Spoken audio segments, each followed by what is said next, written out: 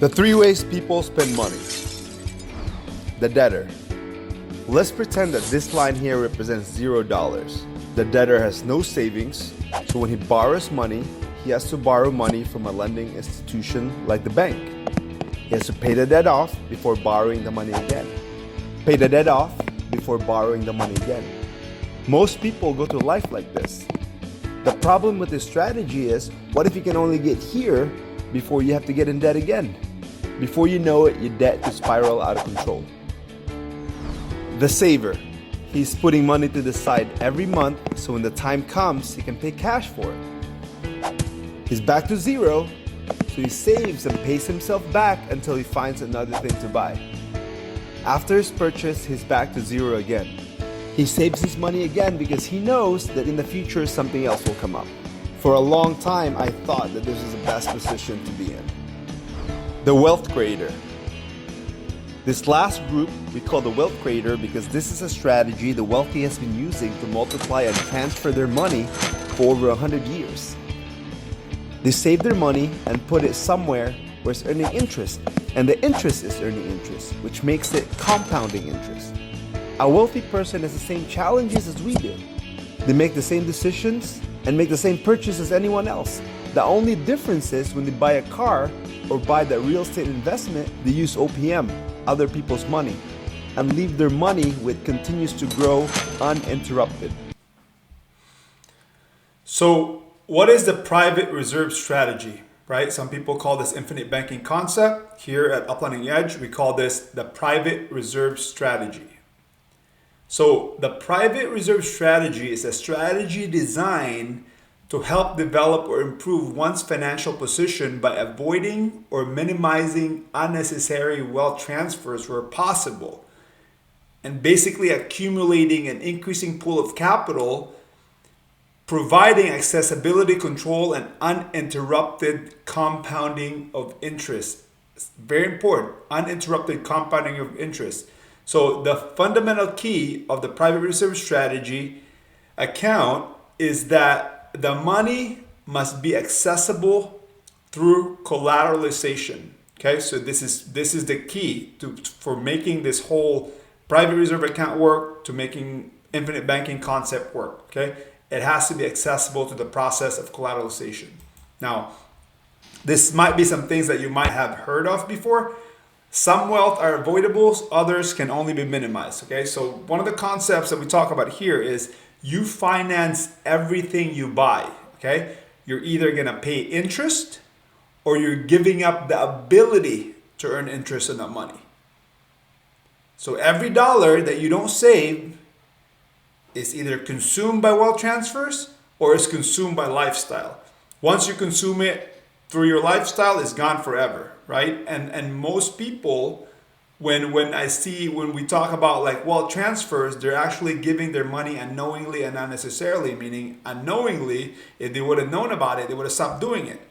And then unnecessarily that's in the form of taxes, right? Taxes, interest on credit, how you pay for your mortgage. There's a lot of different things that you have in your financial economy that you're giving away unknowingly and necessarily, meaning you have holes in your financial bucket. Okay, so that's what we mean by you finance everything you buy. You either pay interest, that's money that you're giving to the bank, or you're giving up the ability to earn interest on that money.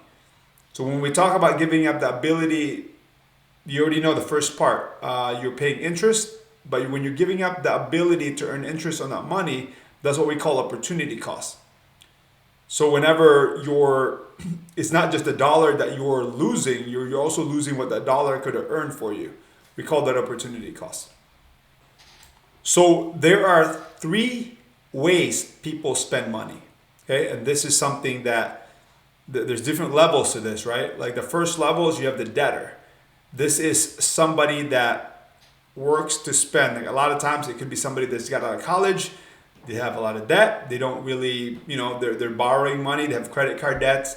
They're borrowing from the bank, right? So the debtor has no savings.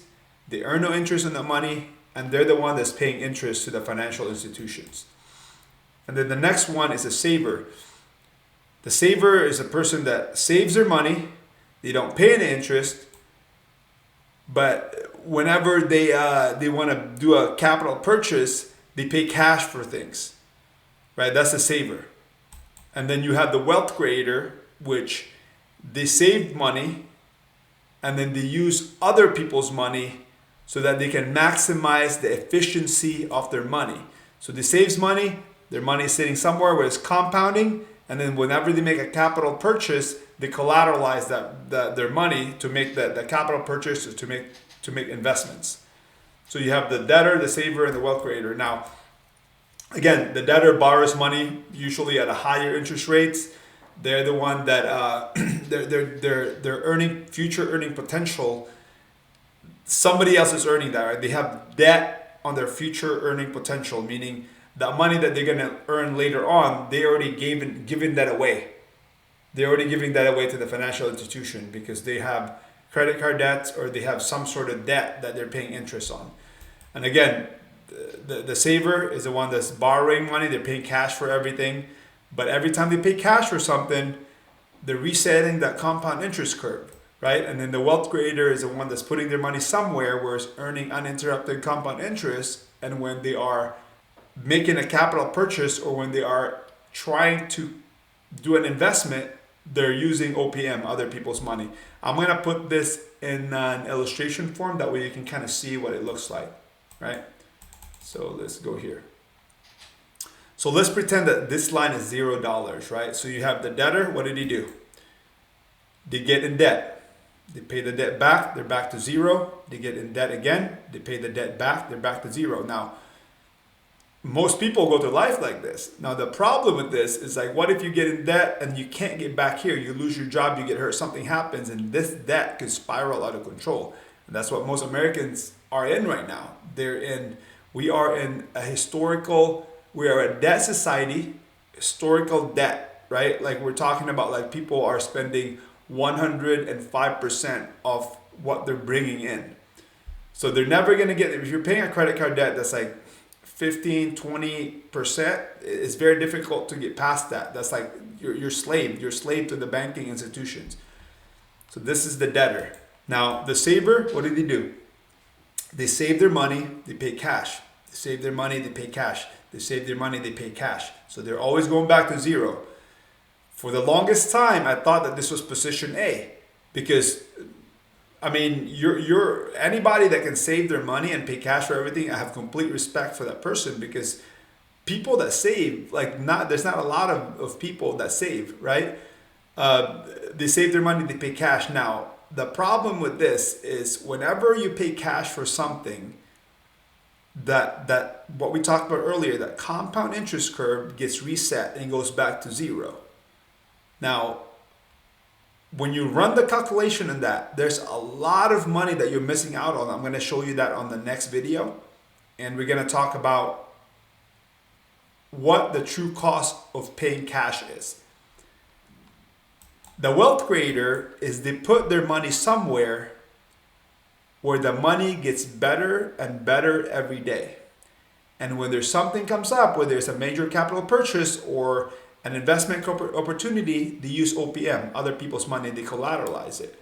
As you can see, as this thing, in the beginning, it's like watching paint dry, but when this thing gets a chance to take off, the growth is astronomical. By the time